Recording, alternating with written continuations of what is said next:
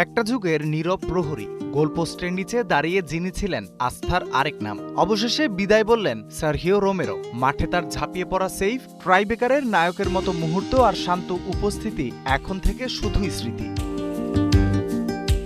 ৩৯ বছর বয়সে এসে নিজের দীর্ঘ ফুটবল ক্যারিয়ারের ইতি টানলেন এই আর্জেন্টাইন গোলরক্ষক। খেলোয়াড়ি জীবনের পর এবার কোচিংয়ে মনোযোগ দিতে চান তিনি।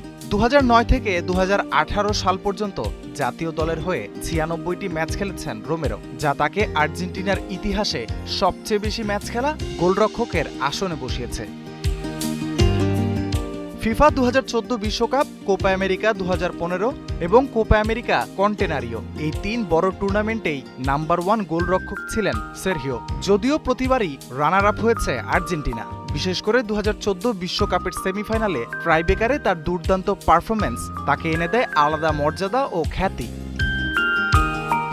ক্লাব ক্যারিয়ার শুরু হয় রেসিং ক্লাবে, এরপর এজেড আলকমার হয়ে মোনাকো ঘুরে লম্বা সময় কাটান ম্যানচেস্টার ইউনাইটেডে। ২০১৮ বিশ্বকাপের আগে চোট পাওয়ায় সেবার বিশ্বকাপে খেলতে পারেননি রোমেরো, এরপর আর দেশের হয়ে খেলার সুযোগ পাননি। ৩৯ বছর বয়সে এসে এবার ইতি টানলেন লম্বা ক্যারিয়ারে। চোট আর ছন্দহীনতা কিছুটা বাধ্য করলেও গোলপোস্টের নিচে রোমেরোর নির্ভরতার গল্প ফুটবল ইতিহাসে অমলিন হয়ে থাকবে।